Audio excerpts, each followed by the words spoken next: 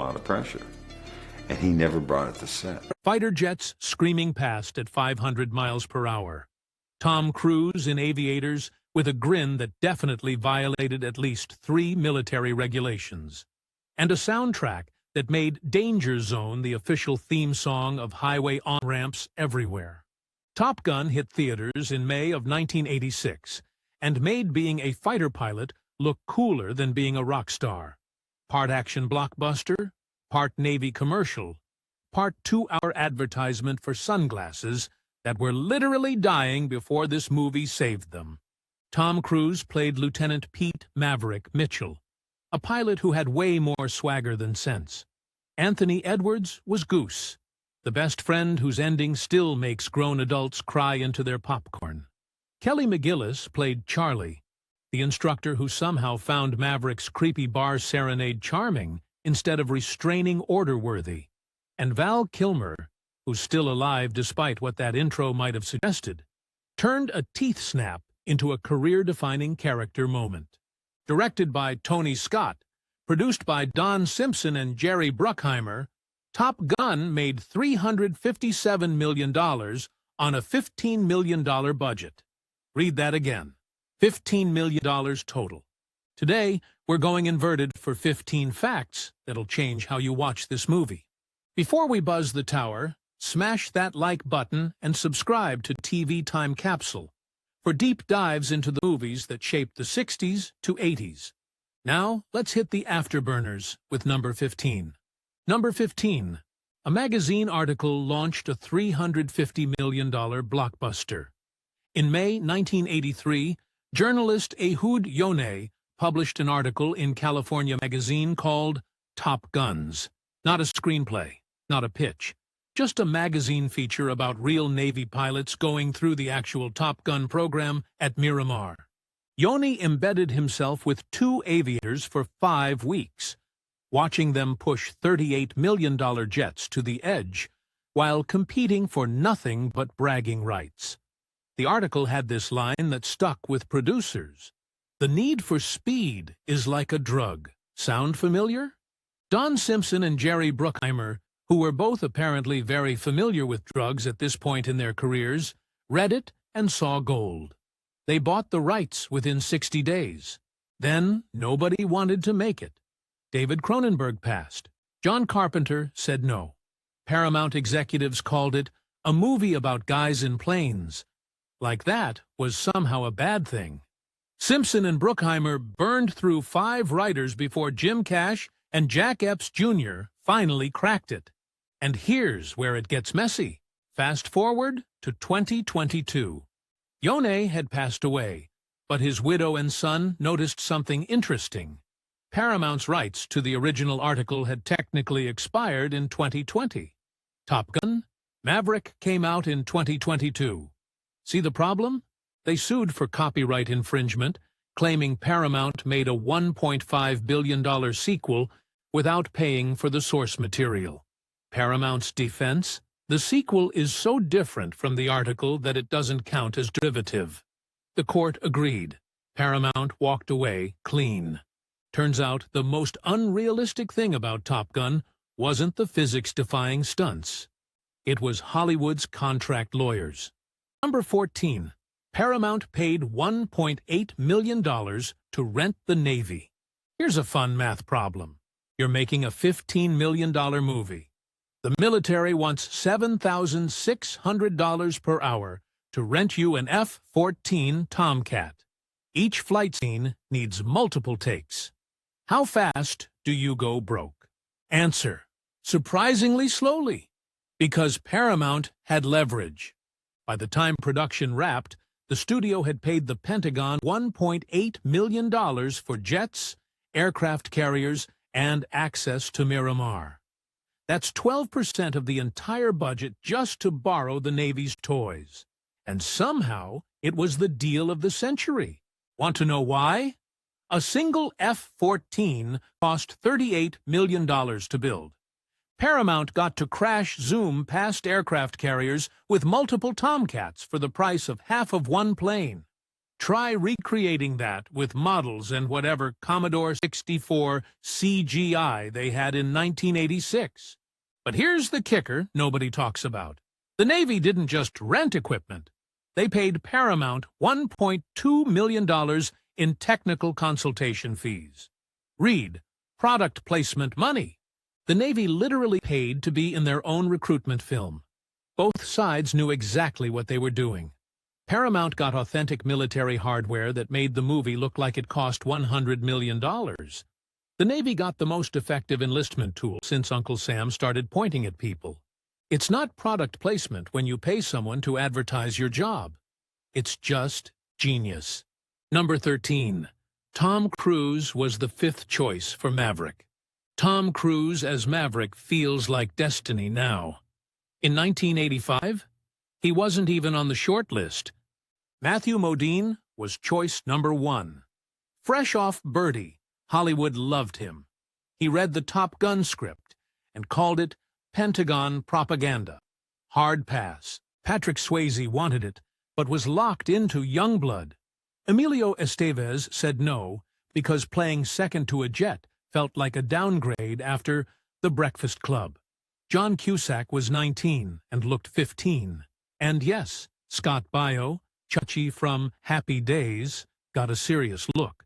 Imagine Chachi saying, "I feel the need for speed and try not to laugh." Tom Cruise was pick number 5. Maybe 6 if you count the week they considered Michael J. Fox. His first audition was a catastrophe. Cruise was deep into filming Legend, which meant long hair, pale makeup, and costumes that looked like a fantasy LARPer's fever dream. He walked into the audition looking like he'd gotten lost on the way to a Ren fair. Producers couldn't even finish the read. They thanked him and moved on. Second audition, Cruise showed up in a leather jacket and Ray-Ban aviators he'd bought that morning. Different person. Don Simpson allegedly stood up and said, "Stop. That's him. That's Maverick." Cruise signed for $2 million. Not bad for a 23-year-old. Except he negotiated 0 back-end points. No profit sharing. Top Gun made $357 million worldwide. Cruise's check stayed at $2 million flat. He missed out on an estimated $25 million. After Top Gun, Cruise never signed another contract without back-end. The role that made him a megastar also gave him the most expensive education in Hollywood accounting. Number 12. The cockpit scenes were shot in a parking lot. Those white-knuckle cockpit scenes where Maverick's face is dripping sweat under 7 Gs of pressure. Shot in a parking lot behind Burbank Airport with a guy standing off-screen spritzing Tom Cruise with a water bottle. Not Miramar. Not even close to a jet. Burbank. Tony Scott wanted everything in real F-14S, authentic audio, authentic vibrations, authentic terror. One problem. Between the engine roar, wind scream, and radio static, you couldn't understand a single word the actors said. The Navy was willing. The actors were game. The audio was garbage. So the production built a replica F-14 cockpit, mounted it on a gimbal, a fancy motorized platform that shakes on command, and filmed in front of blue screens with guys manually rocking the rig back and forth. Every time you see Maverick straining against G-forces, that's Tom Cruise on a mechanical bull for pilots, while a PA sprays him like a misbehaving cat. Now, the actors did fly in real F-14ES once, for the experience. Tom Cruise got violently airsick on flight number 1. The pilot's call sign, Bozo. Not a joke. An actual Navy pilot named Bozo took Tom Cruise up and put him through every barrel roll and split S in the book.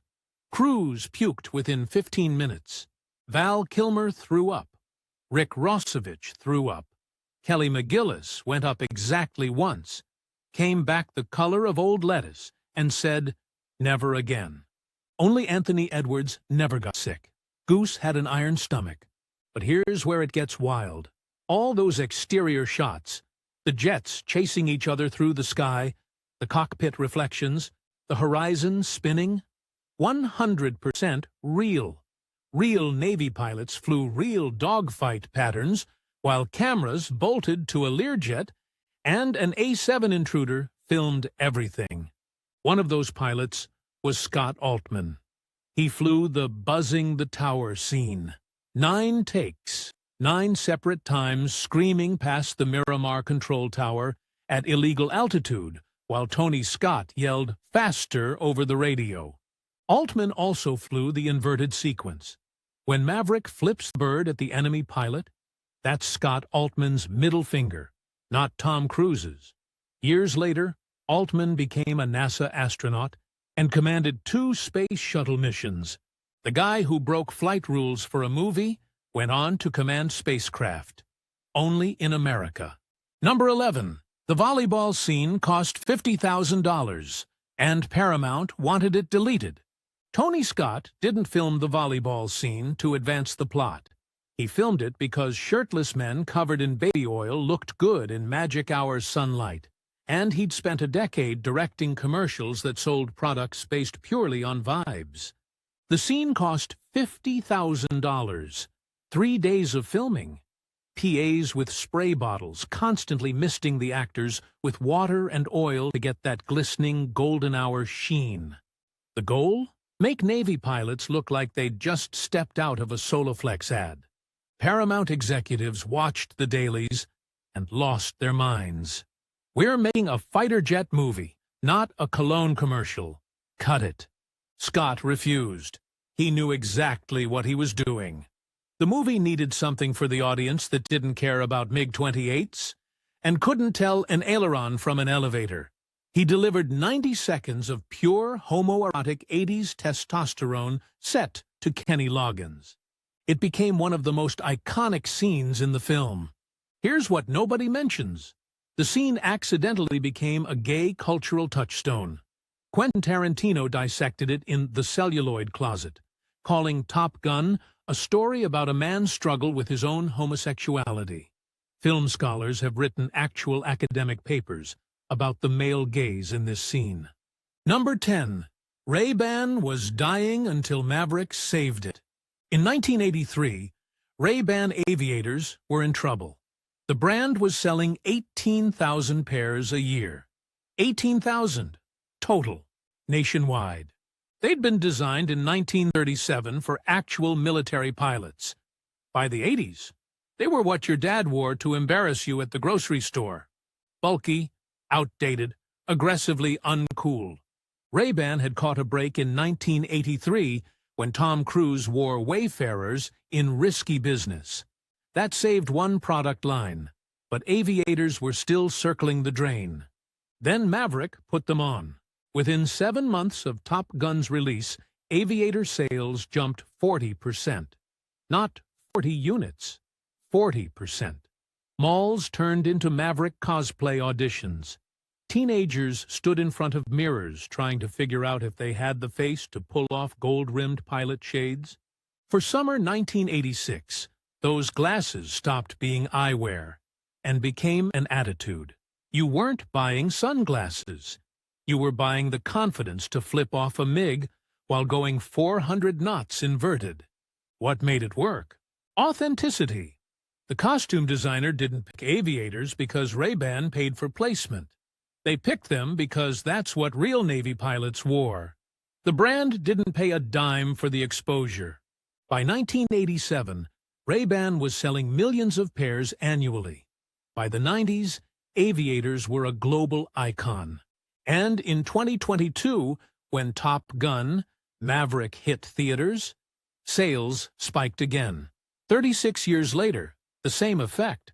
Sometimes saving a dying brand just takes the right actor, the right movie, and the right, I'm about to do something incredibly stupid, grin.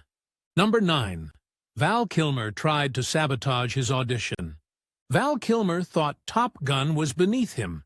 He'd just done Top Secret and Real Genius, quirky comedies that let him be weird and smart. Top Gun looked like military propaganda written by someone who thought depth meant flying lower. He told his agent, no, hard pass. One problem. Kilmer had signed a 3-picture deal with Paramount. The studio exercised the contract. He had to audition. So Kilmer showed up in oversized green Australian shorts, read his lines like he was ordering coffee, and gave the energy of someone at the DMV. His plan? Make them not want him. Paramount cast him anyway. Kilmer was furious. That anger became the character. On set, Kilmer stayed in character off-camera. He avoided Tom Cruise. He ate separately. He made it clear that Iceman thought Maverick was dangerous and reckless, and Val Kilmer thought Tom Cruise's whole golden boy thing was annoying. Whether that was acting or genuine resentment, nobody knows, but it worked. Their scenes don't feel scripted. They feel like two people who legitimately don't like each other. Kilmer also built the character from nothing. The script barely gave Iceman any personality. So Kilmer invented a backstory. Distant father, approval-seeking overachiever. Man who needed to be perfect because anything less was failure. And that teeth chomp? Pure Kilmer. He later said he imagined Iceman's dad chewing ice like a wild dog. That tiny, predatory snap toward Maverick turned a flat rival into something genuinely unsettling. By the end of filming, Kilmer had changed his mind. He loved Tony Scott's energy. Iceman became one of his defining roles. When Top Gun, Maverick was in development, and nobody called him, Kilmer didn't wait. He wrote scenes himself and sent them to Tom Cruise. The actor who tried to fail his audition fought to come back 36 years later. Number 8. Enemy planes were American jets in disguise. The Soviet MiG-28s in Top Gun are about as Russian as a Costco hot dog. In 1986, you couldn't just call up Moscow and ask to borrow military hardware for your Tom Cruise movie. So, Hollywood did what it does best. Faked it. The enemy jets were Northrop F-5 Tiger IIs, American-built planes the Navy already used as aggressor aircraft in training. They painted them flat black, slapped red stars on the tails, and called them MiG-28s. Next to the massive F-14 Tomcats, the smaller F-5s looked like scrappy underdogs, which made for better visuals. In reality, the enemy was just the Navy's sparring partner wearing a disguise. Here's the tell. Real Soviet MiGs were odd-numbered. MiG-15, MiG-21, MiG-23, MiG-29. Naming the bad guy MiG-28 was the screenwriter equivalent of winking at the camera. Aviation nerds clocked it immediately. But the fake designation gave the script freedom.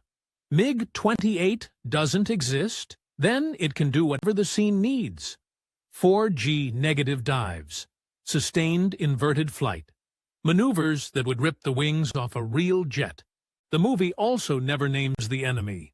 No Soviet Union, no hammer and sickle, just the enemy, with red stars and vaguely threatening vibes.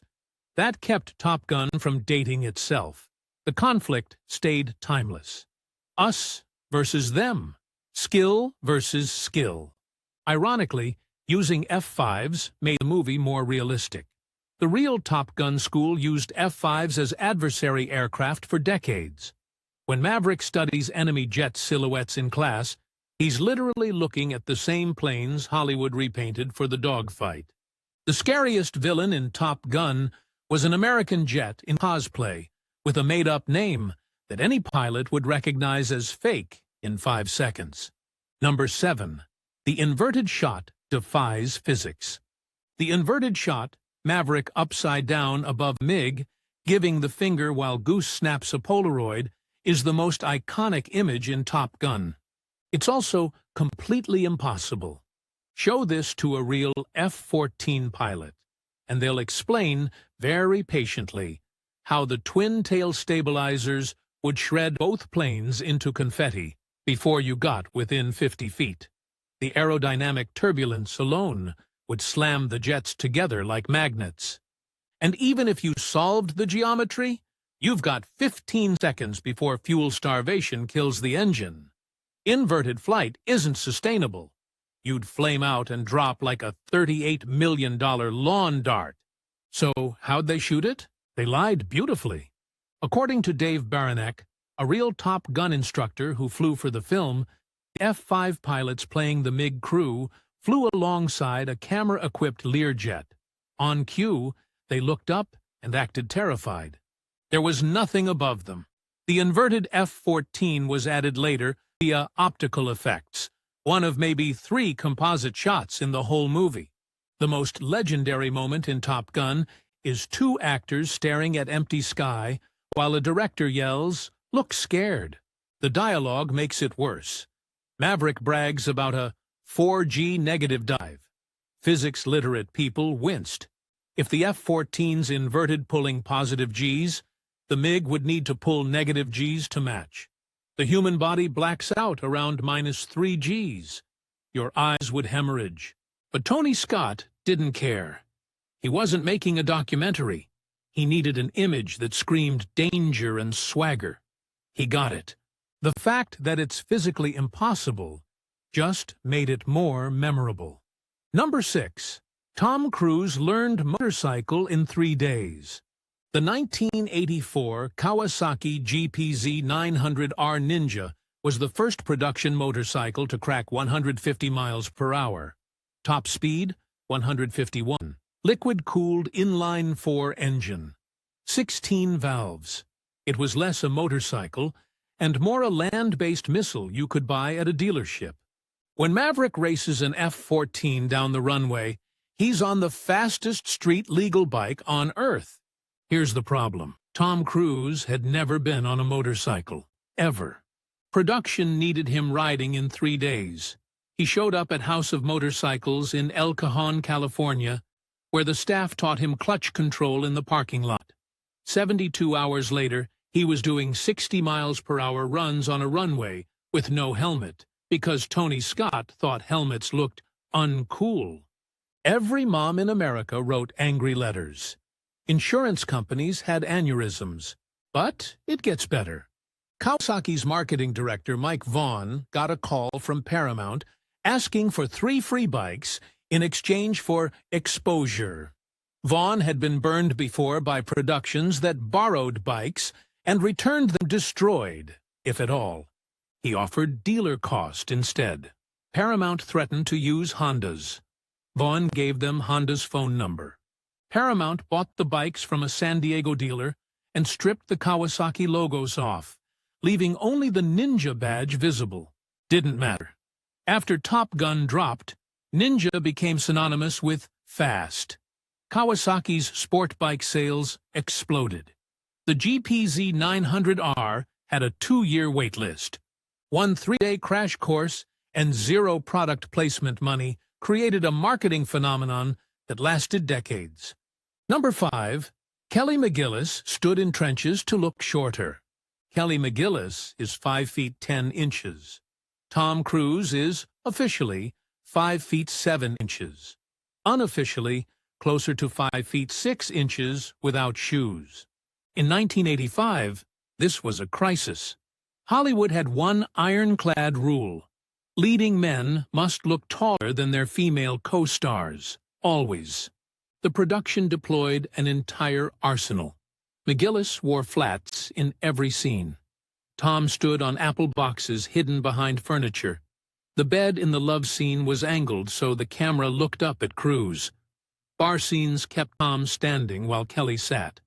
When camera tricks didn't work, they dug trenches, actual trenches, on the Miramar tarmac. If you watch closely, Kelly McGillis is standing slightly below ground level in multiple scenes. They dug holes for her to stand in so Tom Cruise looked taller. The irony? Their chemistry was electric. McGillis later said Cruise's intensity intimidated her, which made the dynamic feel real. Cruise admitted, "Kelly intimidated me, and I liked that." The height war became Hollywood legend. Every Tom Cruise movie since has used the same bag of tricks. Mission: impossible films keep his co-stars in flats. Jack Reacher ignored the source material's 6 feet 5 inches description entirely. McGillis came out as a lesbian years later and reflected on the role. Playing a straight love interest opposite Tom was a challenge. But it was the 80s. We did what the script required. The role made her famous. The trenches were real. And somewhere, a PA with a shovel earned their paycheck. Number 4. The love scene was shot 5 months after filming wrapped. The Take My Breath Away love scene, drenched in blue light and slow-motion romance, wasn't in the original movie. Test audiences in New York and L.A. loved Top Gun. Chicago audiences walked out saying, "Where's the love story?" The studio panicked. They'd wrapped production. Everyone had moved on. Tom Cruise was shooting The Color of Money for Scorsese. Kelly McGillis was on another film and had dyed her hair dark brown. Tony Scott had to fly to Chicago and personally ask Martin Scorsese to borrow Tom Cruise for one day. Scorsese, being Scorsese, said yes because he respected the hustle. Now came the hard part, hiding the fact that 5 months had passed. Kelly wore a baseball cap in the elevator to cover her now brown hair. Tom appeared soaking wet, not for sex appeal, but because wet hair flattened down and matched his earlier look. The love scene itself, shot almost entirely in silhouette, backlit in blue, specifically so you couldn't see that Kelly's hair was the wrong color. A continuity nightmare became the most romantic scene in the movie. Limitations forced creativity. The 80s in a nutshell. Number 3. Every hit song was a reject nobody wanted. Top Gun's soundtrack went number 1 for 5 weeks, sold 9 million copies, and became the sound of 1986. Almost none of it should exist. Danger Zone got passed around like a cursed artifact. Jefferson Starship said no. Too military. Toto's lawyers blocked them. Bryan Adams refused, said the movie glorified war. Corey Hart only sang his own material. Rio Speedwagon's Kevin Cronin admitted the notes were too high. Kenny Loggins was already at the studio recording Playing with the Boys when he heard Danger Zone was available. He grabbed it, recorded it in one session. Career-defining hit. It peaked at number 2, blocked by Peter Gabriel's Sledgehammer, but became the universal sound of adrenaline. Take My Breath Away had darker drama. Giorgio Moroder offered Berlin both songs, hoping they'd pick Danger Zone. Singer Terry Nunn wanted the ballad. Guitarist John Crawford hated it. Not their style, not their sound. He refused. The label forced them. Nunn recorded it in 2 takes. She was crying during the session because the band was imploding. The song hit number 1 in 24 countries, won an Oscar, won a Golden Globe. A year later, Berlin broke up. Crawford and Nunn never spoke again. That song destroyed the band and made Nunn's career simultaneously. 2 songs, 2 disasters. One became the jukebox of summer 1986. Number 2, a real pilot passed away filming Goose's scene. Art Scholl was a legend, U.S. National Aerobatic Champion, Hollywood's go-to pilot for impossible shots. His resume included The Right Stuff, Blue Thunder, Indiana Jones, and The Temple of Doom. On September 16, 1985, Scholl took his Pitts S-2 biplane up off the coast of Carlsbad, California. Mission: film a flat spin for the sequence where Goose and Maverick lose control. He entered the spin at 4,000 feet. Intentional, controlled. At 3,000 feet, his voice came over the radio. "I've got a problem here." At 1,500 feet, "I really got a problem." Then silence. The plane hit the Pacific. Only debris was recovered. Art Scholl was 53. The cause was never determined. Speculation ranged from camera equipment shifting the balance, to control failure, to spatial disorientation. No black box, no definitive answer. The film's end credits say, "In memory of Art Scholl." Here's what haunts people. The footage Art Scholl captured before he went down? It's in the movie. The spinning horizon, the out-of-control instrument panel, the terror of a flat spin. When Maverick screams, "I can't control it," he's echoing Art Scholl's Final Transmission. Every time you watch Goose's ending, you're seeing a real pilot's last moments. The aviation community created the Art Scholl Memorial Fund. His name lives on in aerobatic competitions. But his final flight is preserved in a movie millions have watched. Most without knowing the man who captured it never came home. Number 1. The Navy paid to make their own recruitment film. In summer 1986, if you walked out of Top Gun screening, you'd find Navy recruiters in the lobby handing out pamphlets. Not a coincidence, a strategy. They caught you right as the credits rolled, adrenaline still pumping, ears ringing from jet noise, 100% convinced that flying an F-14 was the coolest job on Earth. It was the most aggressive career fair in history. Reports claim Navy aviation interest spiked 500%, though the official numbers never been confirmed. What we know for sure, Lieutenant Commander Laura Marlowe told the LA Times that 90% of new applicants that summer had seen Top Gun. Overall enlistment jumped 8%. But raw numbers miss the bigger picture. Top Gun didn't just boost recruitment, it rebranded the entire military. Less than a decade after Vietnam, the armed forces had an image problem. Top Gun erased it in 2 hours. Suddenly, the Navy wasn't about questionable foreign wars. It was about skill, speed, and being the best. For a teenager in 1986, the line between movie and career opportunity was invisible. And here's the kicker. The Navy paid for this. They didn't just rent equipment for $1.8 million. They paid Paramount $1.2 million in consultation fees. They paid for product placement in what was functionally a 2-hour recruitment ad. Both sides won. Paramount got a blockbuster. The Navy got a generation of recruits. Top Gun played at Navy recruitment events for decades.